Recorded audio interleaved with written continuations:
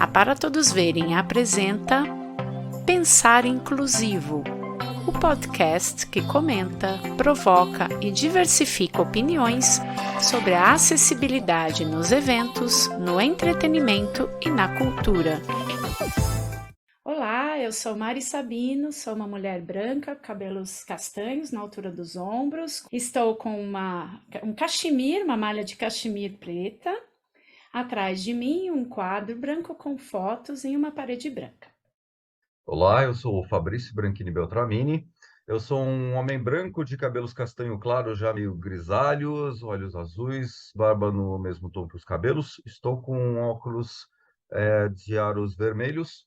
Atrás de mim, uma prateleira com souvenirs e um mural com diversas fotos. E esse é mais um episódio do Pensar Inclusivo, com o pensamento: a acessibilidade no audiovisual é uma questão de comunicação? A produção audiovisual gera entretenimento, comunicação e conhecimento. Produz arte de forma a criar, transformar e transcender o real e o imaginário de cada espectador. Hoje sabemos que é possível envolver diferentes segmentos da arte em um propósito inclusivo e acessível. E o Ver Ouvindo é um exemplo deste movimento a favor da acessibilidade audiovisual. O Festival de Filmes com Acessibilidade Comunicacional do Recife teve sua 7ª edição em agosto deste ano e pode ser considerado o maior encontro de profissionais da acessibilidade audiovisual do Brasil. Mas nada melhor do que saber de um evento pela sua idealizadora. Então, por isso, convidamos a produtora cultural Liliana Tavares para falarmos sobre este importante festival de acessibilidade audiovisual. A Liliana Tavares é gestora da Com Acessibilidade Comunicacional, audiodescritora, produtora cultural, idealizadora e produtora do Ver Ouvindo, Festival de Filmes com Acessibilidade Comunicacional do Recife, que realizou a 7ª edição mês passado, em agosto de 2022. Festival vencedor do concurso de Buenas Práticas de la Sociedad Civil del Mercosul em acessibilidade audiovisual.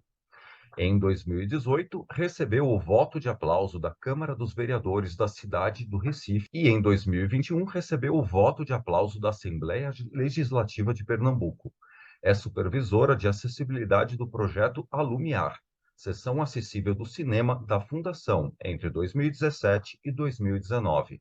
Doutora em Comunicação pela PPG-Com, da Universidade Federal do Pernambuco. Mestre em Educação da Universidade Federal do Pernambuco e graduada em Psicologia. Autora do livro Ver Ouvindo, Audiodescrição e o Som do Cinema, da editora Maçangana, aliás, e organizadora do livro Notas Proêmias, Acessibilidade Comunicacional para Produções Culturais. Atua especialmente nas áreas museais e do audiovisual. Já produziu acessibilidade para mais de 50 filmes, entre curtas e longas. Entre eles estão Bacurau, de Kleber Mendonça Filho e Juliano Dornelles, Cinema, Aspirinas e Urubus, e Estou Me Guardando para Quando o Carnaval Chegar, de Marcelo Gomes, Greta, de Armando Praça, Casa, de Letícia Simões, Fim de Festa, de Hilton Lacerda, Uma Passagem para Mário, de Eric Lawrence, Baile Perfumado, de Lírio Ferreira e Paulo Caldas, Amigos de Risco, de Daniel Bandeira. Olá, boa tarde, Fabrício, boa tarde, Mari, é um prazer estar aqui com vocês. Eu sou uma mulher mestiça, com ancestralidade afro-indígena, tenho os cabelos ondulados, à altura dos ombros, sobrancelhas grossas, olhos claros, nariz grande e boca grande. Estou com o colado laranja do Ver Ouvindo, atrás de mim uma parede branca e do lado esquerdo a moldura da janela, que não aparece. Ai, muito bom. A gente tem tanta coisa aqui no seu currículo que daria para ficar horas conversando. O nosso foco hoje é falar do Festival Ver Ouvindo, falar das produções audiovisuais com acessibilidade. Bem-vinda, Liliana. Eu sou suspeita para falar do Ver Ouvindo, tenho aqui também, ó, bonitinho, meu xodó, Ela né? mostra O o troféu nosso... do Ver Ouvindo, que eles foram É, vencedores, né, vamos... da mostra competitiva. Em 2019, que foi uma experiência incrível, de lá para cá a gente continuou participando efetivamente com vocês, né? O Fabrício e eu temos muito orgulho de ter esse prêmio em mãos, que foi o melhor, de melhor audiodescrição do júri popular, na ocasião, 2019, onde a gente concorreu com o curta Aluga-se um Destino, produção da minha amiga querida Helena Prates. E nas duas últimas edições nós também participamos dos painéis, falando sobre os trabalhos da Para Todos Verem, fora esse network incrível, fora toda a comunicação, as visitas, e estar em Recife, que é uma delícia também, né? Um divisor de águas para nós, né? O festival. Foi, é verdade. Vários Fala, eventos, Fabrício, vários trabalhos aproveite. logo depois do festival, em função do festival. Temos que É colocar. verdade, a Para Todos Verem surgiu através desse estímulo do resultado do festival, de todo o trabalho que a gente começou a fazer junto, das descobertas na audiodescrição, dos desafios. Então, para nós é um orgulho ter você aqui com a gente, viu, Liliane, poder falar do festival. Então, vamos começar falando como é que surgiu a ideia desse evento, como que ele foi concebido. Mas olha, antes disso, eu não posso deixar de dizer que eu estou arrepiada aqui, que eu fico muito Ah, feliz, né, do festival. Ele tem essa energia, né? Muitas pessoas começaram no festival e a gente também abre essa porta. Então, vou começar a falar do festival dizendo que a gente recebe estagiários, tanto de audiodescrição quanto de Libras, que tem aquela primeira experiência lá, com os profissionais dando os toques. Eles não ficam muito tempo, né? Eles ficam, experimentam, né? Muitas vezes eles disseram, eu nunca tinha tido uma plateia para que eu pudesse passar por esse nervoso, sabe? E ainda mais uma plateia você sendo assessorado. Então, a gente tem, por exemplo, estagiários que hoje fazem parte da equipe, que foram das faculdades e universidades que a gente faz parceria. Então, uma das coisas que o Ver Ouvindo faz é trazer os estudantes de comunicação, de cinema, de jornalismo, né, de rádio e TV para o festival. E a gente vai na universidade e a gente convida os alunos, conversa com os coordenadores e eles podem atuar lá. Então, os alunos de fotografia vão fotografar o festival. Os alunos de comunicação também exercitam isso, né?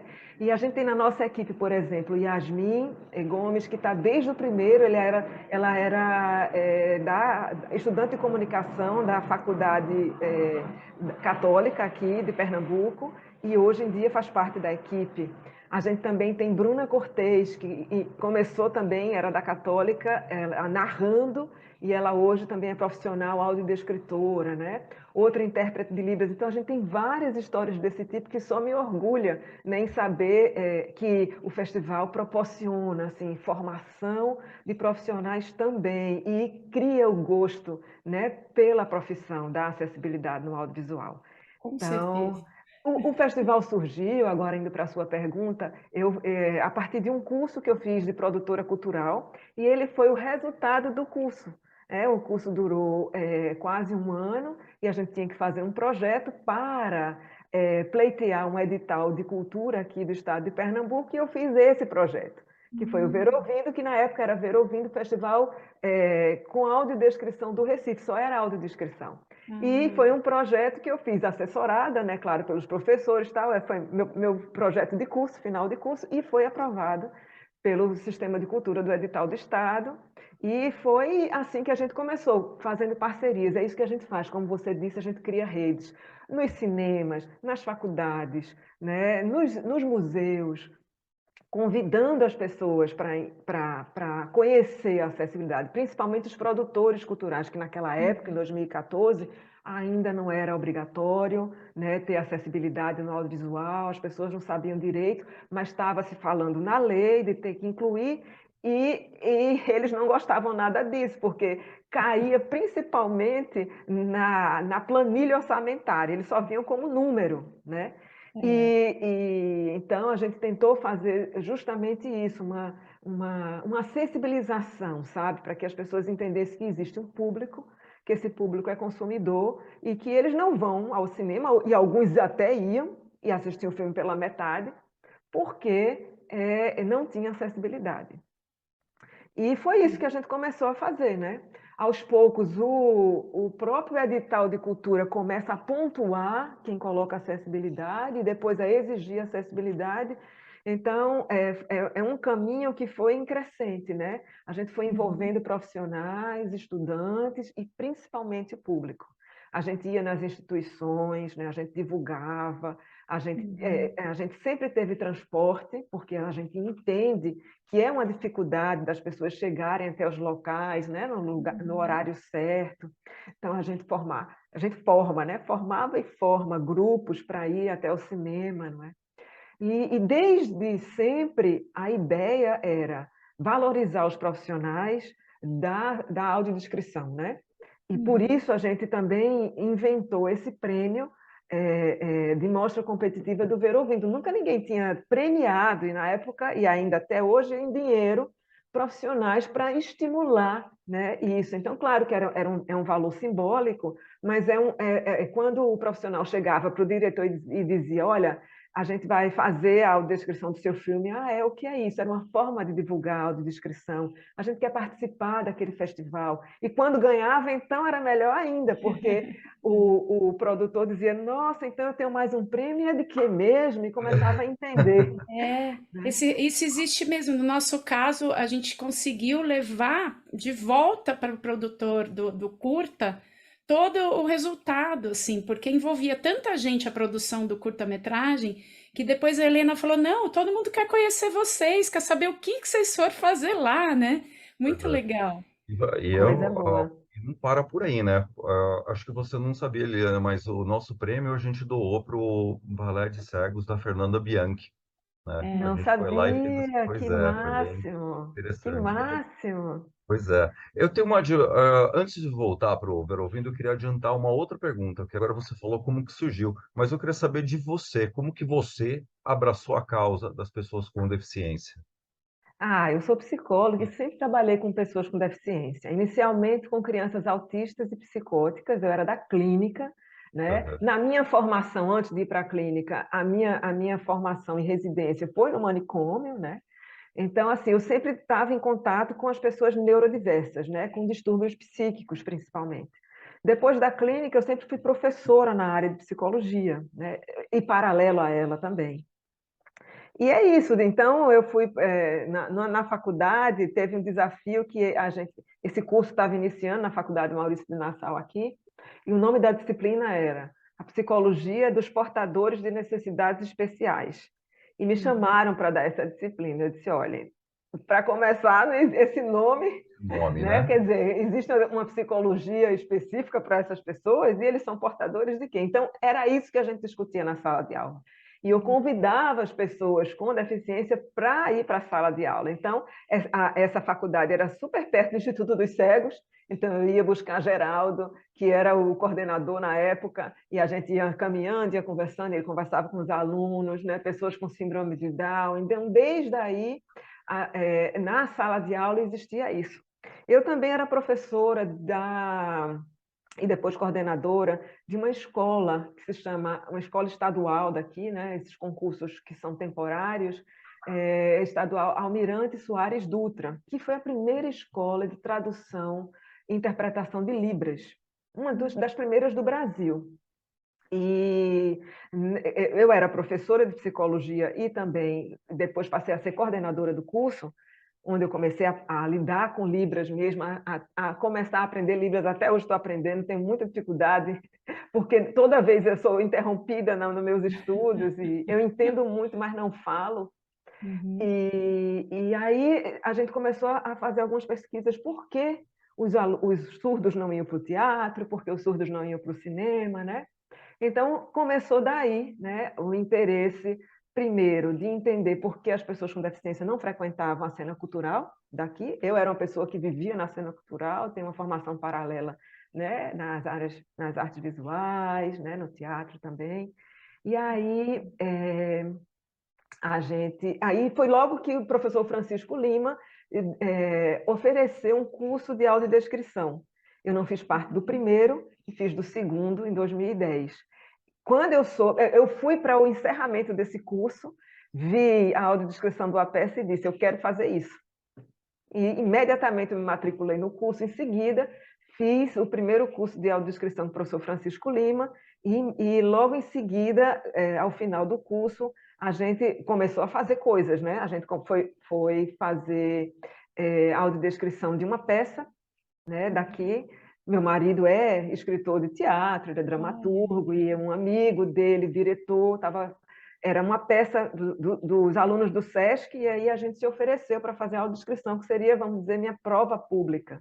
Eu convidei mais 2 pessoas para participar, na época Fabiana Tavares, que tem o mesmo sobrenome que eu, mas a gente não é irmã nem prima, e Andresa Nóbrega, que tinha feito o curso no primeiro curso.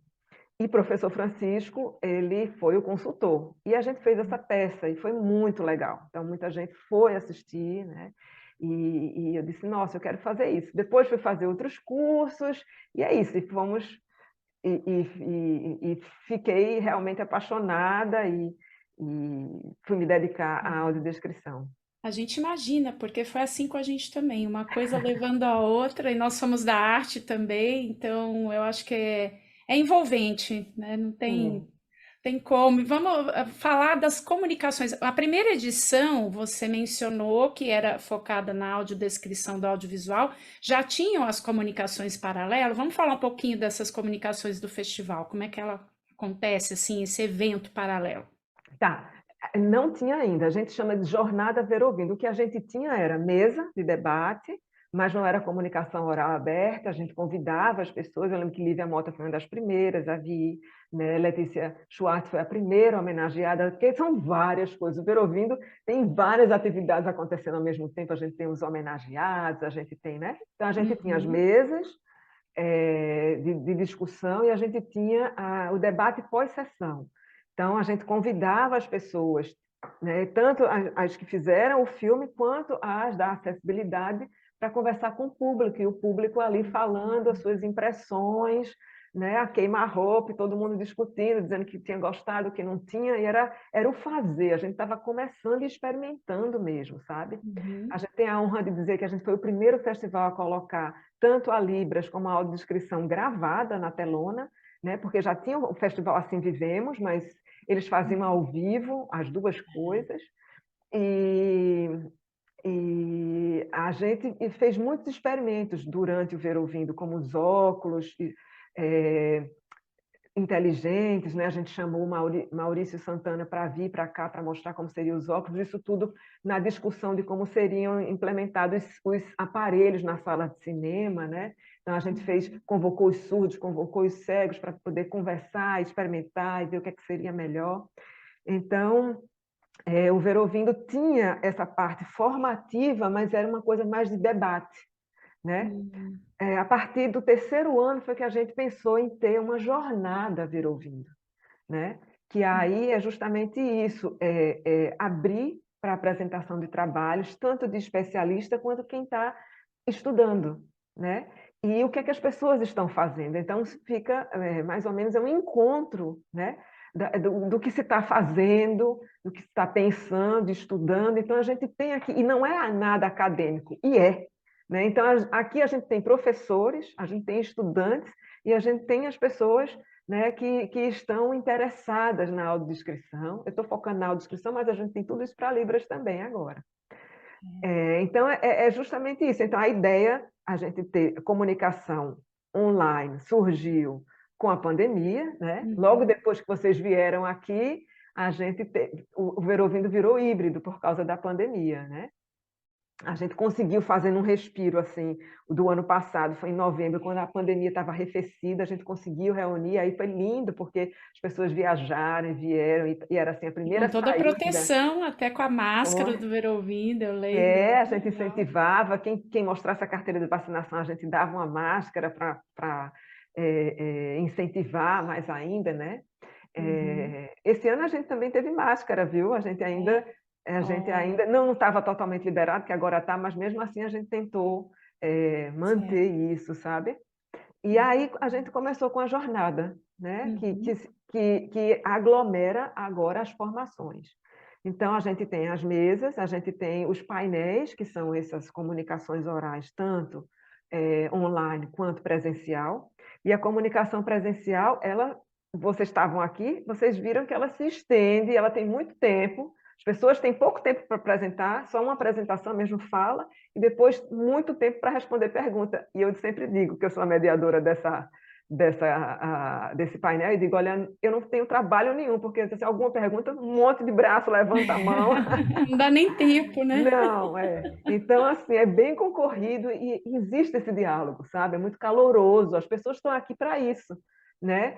Algumas pensam diferentes, né? E criam coisas que levam a gente a pensar, outras, né? Mas é um encontro de colegas, eu acho, sabe? De profissionais que se respeitam, mesmo a gente sabendo que está fazendo coisas diferentes, mas a gente tem interesse em saber se deu certo, tem interesse de perguntar mais, tem interesse de dizer, minha gente, eu não faria isso de jeito nenhum. Então, eu acho que a gente conseguiu criar esse clima, assim, de respeito, de troca, né? E No uma Ver Ouvindo. rede, né, Liliana? Nossa, um abraço para Ednilson, um abraço para o Rafael Braz, pessoas que estão cada ponta aí, que eu conheço. A gente aqui em São Paulo conversa com eles, né? Ednilson lá na Bahia, Rafael tá em Porto Alegre, Rafael mora, É, Rio né? Grande do Isso, Sul. E É o muito festival que legal. todo mundo espera, né? O Ver Ouvindo. E todo mundo se encontra lá. É, isso. todo mundo que é estudante, que é profissional da área, e muitas pessoas com deficiência visual também vão lá para o evento, né? Sim, Fabrício, você falou isso agora, a gente às vezes tem pessoas que nem são da área, que só vêm para curtir o Ver Ouvindo e os passeios que a gente faz como atividade Já é o paralela. gancho. Eu queria falar desses passeios. Conte Tá? para nós, que isso já é também um outro diferencial, né? Exatamente, porque a gente começa, na programação, a gente já deixa os horários livres para passeio, né? Então, sei lá, um sábado de manhã para ir para a praia, então vai para Porto de Galinhas, e aí com audiodescrição em Libras, É uma né? semana de evento, praticamente? Uma Uma semana, semana, né? exatamente. E é Não é nem pouco. para faltar. Vocês viram que tem passeio para o pessoal não faltar às apresentações e conseguir conciliar. Isso, exatamente. Mas ainda dá para faltar, porque às vezes tem evento só, faltar não, assim, tem evento só de Libras. Então, a mostra competitiva de Libras, geralmente as pessoas de audiodescrição estão na praia, estão passeando e tal. Mostra Essa competitiva de audiodescrição, aí troca. A sempre turma de dá para Libras. unir, de uma forma ou de outra, né? O útil ao agradável, né? A instrução Isso, e o lazer. E são passeios com exatamente. acessibilidade, né, Liliana, que vocês Exatamente. fazem. Esse ano a gente teve Olinda, estava Uhum. chovendo tanto, minha gente. Aí foi um passeio da van. Só É, às vezes desceram em duas igrejas e correram de volta, mas a gente tinha a, a oficina a do guia Brenan. turística, É, a gente tinha a guia turística que tinha duas audiodescritoras e um intérprete de Libras. Então, o que é que acontecia? Na van, da própria van, que às vezes acontece, isso é natural acontecer turismo assim também, né? A guia ia falando, né? Estamos nos aproximando da igreja da Sé e a audiodescritora descrevia a igreja. Daqui aí conta a história. Então, assim, foi um passeio todo. Estava chovendo, mas teve o passeio. A gente sentiu a ladeira e o trepidar das pedras antigas, né? Gente, que foi uma massa. E aí, visita guiada, audiodescrita e imersiva, né? é, Imersiva. teve Olinda, teve uma exposição que a gente foi, que é da Japan House, que estava aqui, chamada Japonésia, que foi no Museu do Cais do Sertão, e logo abaixo a gente fez uma exibição com uma tela inflável gigante, né, no vão do Museu do Cais do Sertão, que fica do lado Máximo. da entrada do Braço de Maio, dos Arrecifes, ali no Marco Zero. Né? Então, a gente fez essa exibição lá, uma coisa assim também inédita na cidade. E a gente teve a oficina de Francisco Brenan, né? Que foi um experimento, na verdade. Então, estávamos aqui várias audiodescritoras de vários lugares, e aí a gente fez essa brincadeira no Instagram, disse quem quiser fazer uma audiodescrição espontânea, né, sobre a oficina Brenan, se inscreva que ganha um almoço.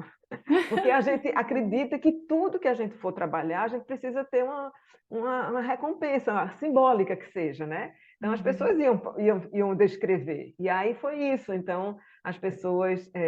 a gente estava lá à tarde, era uma tarde de sol, e a gente ia descrevendo aquele lugar que é mágico, é grande, é bem afastado da cidade, fica numa mata. Para entrar lá, você cruza uma mata, né? E espaço grande, com várias obras externas que podem ser tocadas. Isso facilitou muito, né? Então, são esculturas de cerâmica, né? Construções gigantescas e jardins maravilhosos.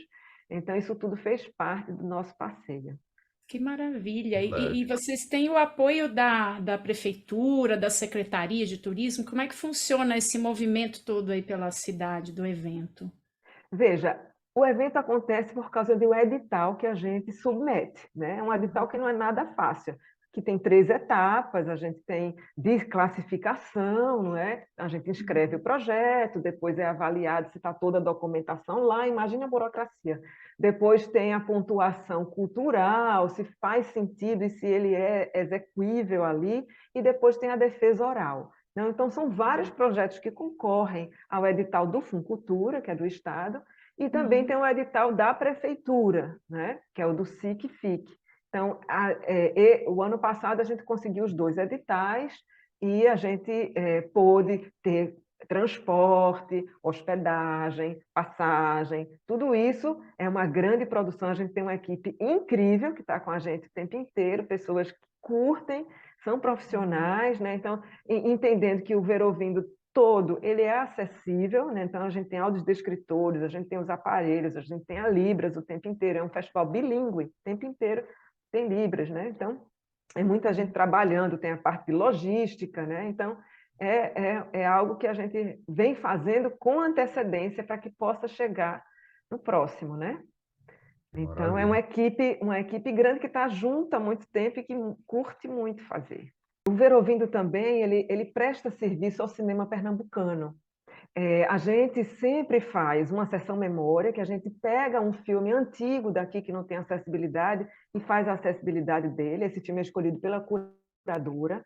E a gente também escolhe 3 curtas pernambucanos recentes que não têm acessibilidade e faz a acessibilidade dele. Então, dentro desses anos, a gente já vê em cada festival, nesses últimos festivais a gente fez 6, a gente faz acessibilidade para os filmes. Então, diferente de qualquer festival que apenas exibe filmes, a gente também produz acessibilidade para os filmes pernambucanos e vai deixando esse legado, né?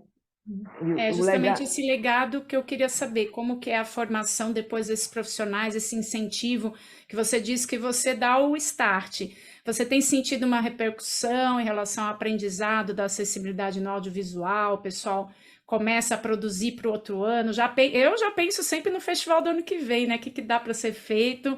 Então, como é que funciona isso aí, esse movimento?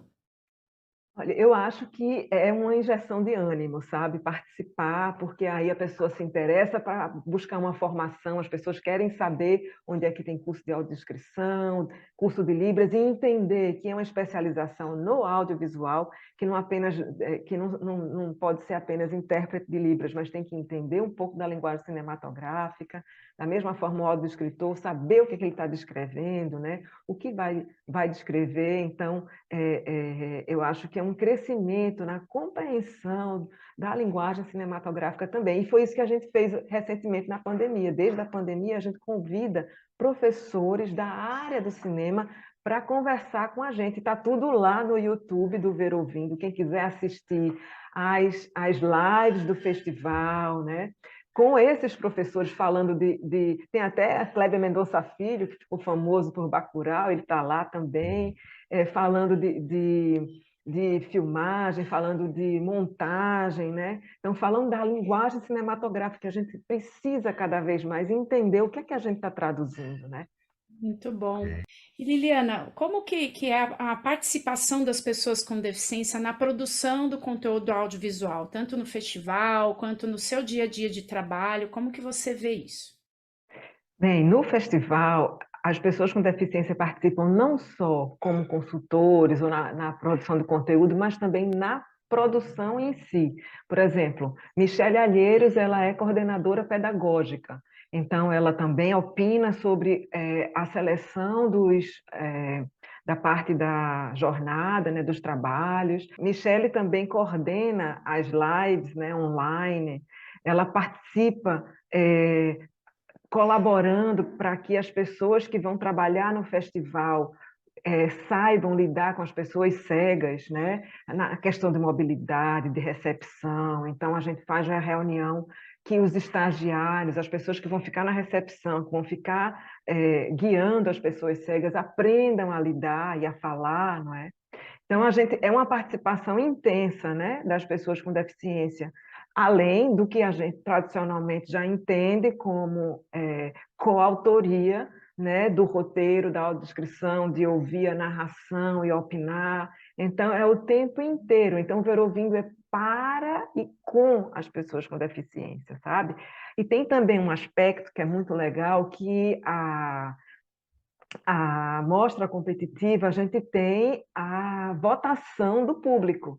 E as pessoas com deficiência, elas recebem uma cédula em braille, ou em fonte ampliada, ou tem alguém lá do lado para votar, que elas também participam escolhendo, né? E fazem parte do prêmio da plateia, que também tem essa premiação. Protagonistas, né? Isso. Então, elas fazem parte do júri. Não só a premiação é feita pelos especialistas, que a gente tem um corpo de júri especialista, mas também pela plateia e pelas pessoas com deficiência, né? Então, todo o tempo e durante o festival, a gente tem, sim, esse relacionamento vamos dizer assim, esse entrosamento, né, e comprometimento das pessoas com deficiência, fazem parte da equipe, né?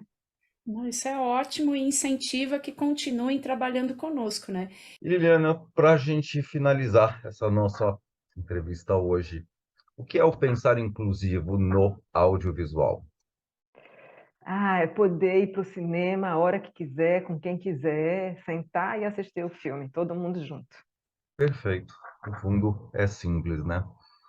Maravilha. Muito obrigada, Liliana, pela participação. Ótimo, e até parabéns. Breve mesmo, né? Não só no festival. Bom. Vou para Recife também, a gente sai, vai conhecer. Boa, sim.